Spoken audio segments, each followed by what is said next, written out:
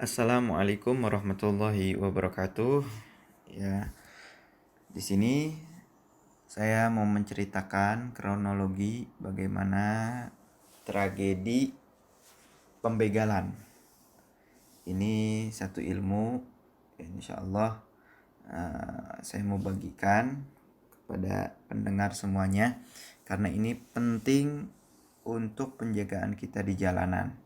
Jadi kronologinya terjadinya pembegalan seperti ini.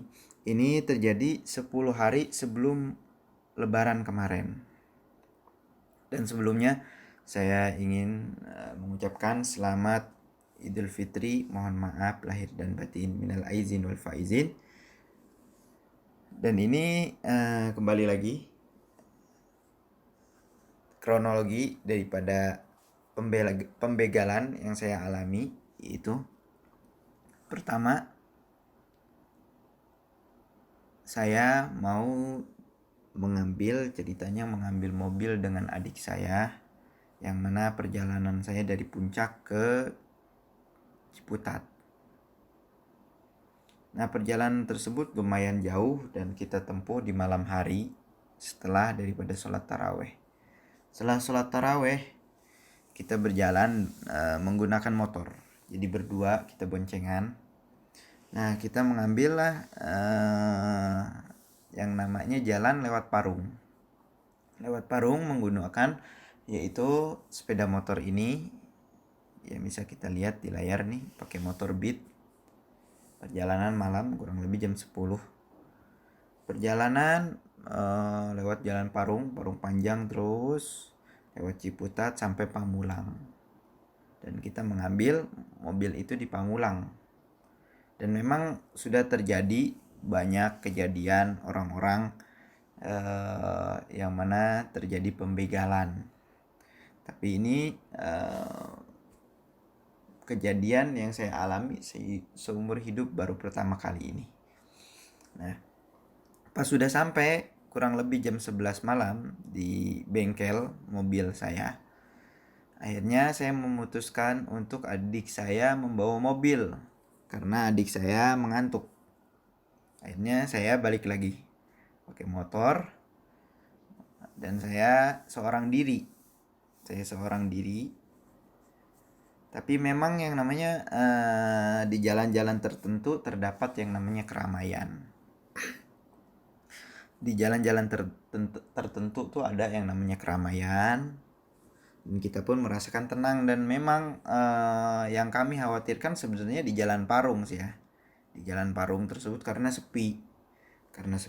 Karena kita ngelihat khususnya daerah di Kota Bekasi itu banyak yang namanya begal-begal itu naik motor. Terus memang sasaran yang paling banyak itu maling, itu motor Beat. Mungkin karena pengamanannya kurang bagus apa gimana, ataupun jual belinya mungkin terlalu gampang apa gimana, kita nggak tahu juga. Nah, pas perjalanan pulang, kurang lebih perjalanan kita ngebut jam setengah 12, jam 12. Akhirnya sampailah kita perjalanan di Yasmin Bogor. Di Yasmin Bogor itu sebelum pom bensin. Lampu merah maju dikit. Nah, ini lampu merah memang ramai juga ya. Nah, kejadian itu kurang lebih setengah 1 malam. Karena saya memutuskan saya memakai Sena, yang mana bisa telepon. Sena tuh connect dengan HP. Dan sayangnya ini video tidak terekam oleh Sena karena baterai saya habis. Akhirnya saya memutuskan karena adik saya takut mengantuk di jalan. Akhirnya saya memutuskan untuk yang namanya menelepon adik saya. Akhirnya setelah lampu merah Yasmin tersebut, sebelum pom bensin, saya mencari yang namanya tempat yang agak terang. Yang agak terang supaya apa? Takutnya dikhawatirkan ada apa-apa.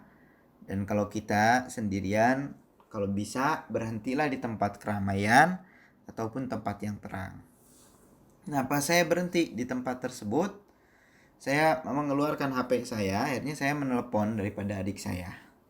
Menelepon adik saya, saya masukkan lalu HP-nya ke dalam kantong, kan connect tuh yang namanya HP telepon tersebut dengan Sena saya. Pas telepon, ngomong telepon, saya salahnya tidak langsung jalan.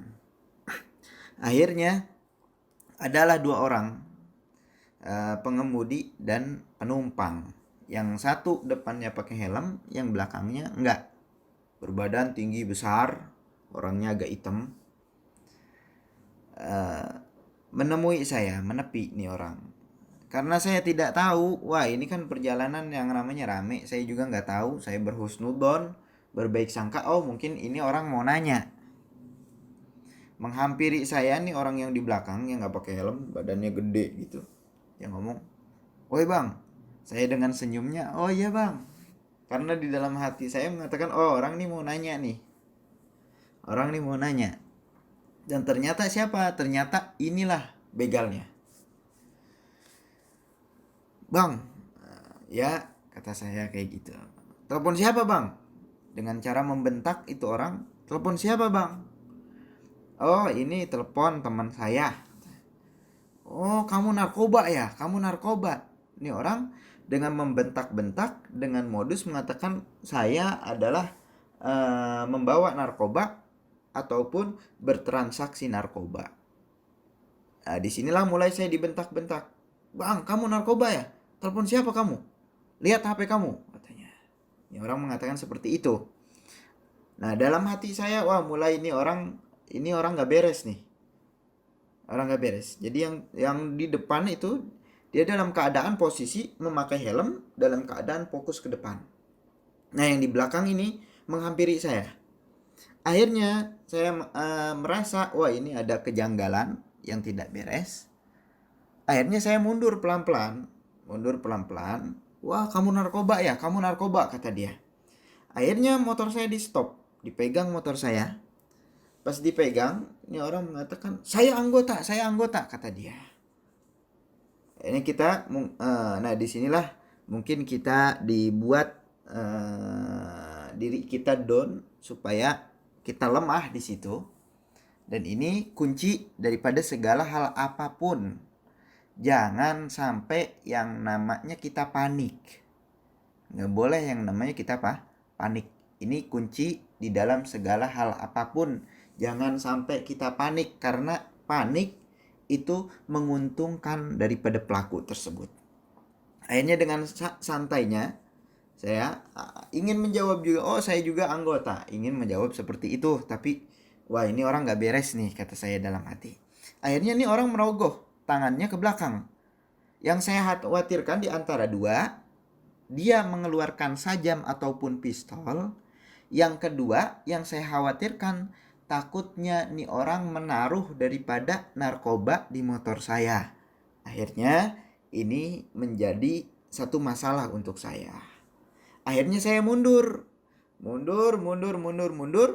Lalu dia membuka, dikeluarin, dan ternyata itu yang keluar hanya dompet jelek yang dia keluarkan. Nih saya anggota.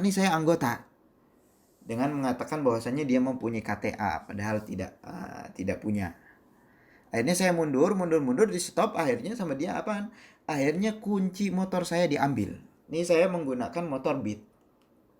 Akhirnya saya juga setengah bingung karena dikhawatirkan takut dia melakukan hal-hal yang tidak diinginkan. Dan saya tetap alhamdulillah tidak panik, tapi sedikit takut. Kenapa? Karena takutnya orang-orang yang seperti ini, mereka nih berani melakukan hal apapun. Dan saya yang bingung di antara dua. Dia ngomong, lihat HP kamu. Jadi ini orang kayaknya mau ngambil HP ataupun nyuri yang namanya motor. Karena ini posisi kunci, dan kunci saya itu ada dompetnya, dan dompetnya itu ada yang namanya STNK-nya. Jadi ini kunci udah diambil oleh dia. Akhirnya saya melihat ke kanan ke kiri, dan intinya kuncinya yang saya bilang, dalam keadaan hal apapun jangan sampai kita panik. Kita panik. Saya akhirnya mengulur waktu. Enggak bang. Kamu narkoba ya, kamu narkoba. Lihat HP kamu, kata dia. Sedangkan kunci motor saya udah dipegang oleh dia. Tadinya saya mau mundur, mau ngegas, mau saya tinggalin nih orang. Karena kuncinya udah dipegang oleh dia, akhirnya saya mengulur waktu dan saya melihat situasi dan kondisi, yang mana kondisi saat itu dalam keadaan sepi. Mungkin dia pun udah membaca kondisi yang mana dia prediksikan. Nah, setelah itu kunci dipegang oleh dia, saya dalam keadaan bingung. Akhirnya saya mundur. Saya akhirnya mundur ke tengah jalan. Saya stop. Ada truk dan mobil-mobil yang saat itu, dan ada motor juga. Akhirnya saya stop. Sampai saya stop mobil truk, saya ke tengah jalan dengan motor tanpa kunci tersebut. Ke tengah jalan saya stop. Bang, tolong bang. Saya bilang seperti itu sambil teriak-teriak. Bang, tolong bang. Ini maling bang, ini maling. Nah, malingnya megang kunci saya sama STNK saya. Akhirnya tuh maling bengong. Gak tahu kenapa. Tuh maling bengong beberapa saat. Akhirnya kunci saya dilemparin di tengah jalan. Akhirnya dia kabur. Nah, di sini saya deg-degan juga. Nah, akhirnya saya ambil tuh kunci. Akhirnya saya ngikutin truk. Nah, kata si truk, kenapa bang? Maling bang, yang tadi itu. Iya maling bang, begal bang. Oh itu begal, kata dia, kata si truk tuh. Kata kenaik truknya. Iya bang, tadi begal itu. Nah, ini saya bercerita seperti ini pengalaman, dan ini pelajaran yang perlu kita waspadai. Ada poin-poin yang perlu kita waspadai. Pertama, dan bukan sampai di situ saja. Ternyata sampai di rumah, kelanjutan kisah nih, sampai di rumah, ternyata sampai besoknya, ternyata ban saya ini kempes. Mungkin ini memang sudah dipersiapkan. Jadi perjalanan sebelumnya udah diprediksikan sama dia, ditaburin paku ataupun benda-benda tajam supaya ban kita kempes. Sampai di tempat tersebut mungkin dia sangka motor saya itu kempes, ternyata bukan. Dan alhamdulillahnya saya terbebas dari pembegalan tersebut. Ini pelajaran buat kita. Di dalam hal keadaan seperti itu, gimana posisi kita. Yang saya perhatikan, kalau seandainya saya tadi melawan, ini bakalan jadi panjang urusan. Karena apa? Karena posisi saya dalam keadaan masih di motor. Saya nggak turun dari motor. Ingat, saya nggak turun dari motor. Karena kalau saya turun dari motor, ditakutkan karena dia megang yang namanya kunci. Akhirnya motor saya diambil. Yang kedua, saya tidak mengeluarkan HP saya. Itu yang paling penting. Karena takutnya dia menjamret HP kita. Yang ketiga, tidak boleh yang namanya panik. Nggak boleh yang namanya panik. Kalau sudah panik, itu menguntungkan daripada pelaku. Jadi kita harus membaca situasi dan kondisi. Dan kita pun kalaupun melawan, dikhawatirkan orang tersebut membawa yang namanya sajam. Dan di dalam hal yang seperti ini, kita pun harus ada yang namanya pembekalan sebenarnya bela diri. Cuma kalau udah kepepet seperti ini, bela diri pun ya 50-50 lah, 50% menguntungkan kita ataupun diuntungkan dari pelaku, karena posisi kita dalam keadaan di motor. Dan perlu diingat kalau bisa jangan menepi kalau kita jalan sendirian di tengah malam. Ini yang paling penting. Jangan menepi. Kalau bisa ngebut aja, dan perlu diingat harus mewaspadai yang namanya spion. Kita lihat yang namanya spion. Kalau ada yang mengikuti kita, mendingan kita ngebut sekalian. Jadi itu langkah-langkah apabila terjadi yang namanya pembegalan. Dan yang paling penting, berdoa. Karena saya setiap perjalanan saya berdoa bismillahirrahmanirrahim wala haula wala quwata illa billahil aliyil azim, ataupun membaca doa bismillahilladzi la yadurru ma'asmihi syai'un fil ardi wala fis sama' wa huwas samiul alim. Itu yang terpenting, karena senjata seorang mukmin adalah doa. Karena tatkala seperti itu tidak akan ada yang bisa menolong kecuali Allah Subhanahu wa taala. Kita bayangkan tatkala kita dibentak, kamu narkoba ya, kamu narkoba. Saya anggota, kata dia. Akhirnya saya dengan santai, dengan ada merasa takut juga, karena orang-orang yang seperti itu pasti nekat, pasti membawa yang namanya sajam ataupun membawa yang namanya pistol. Jadi kita di dalam hal seperti itu ya tidak ada yang menolong kecuali Allah Subhanahu wa taala. Nah, gimana caranya? Hendaklah kita sebelum yang namanya berjalan kita berdoa. Dan saya akhirnya saya sampai rumah, saya nge-share di dalam salah satu grup WhatsApp, dan ternyata memang ada tragedi juga. Ternyata teman saya juga tragedi seperti ini, tapi bukan dalam keadaan malam. Ini orang dalam keadaan meneduh dari hujan, akhirnya dijamret tasnya.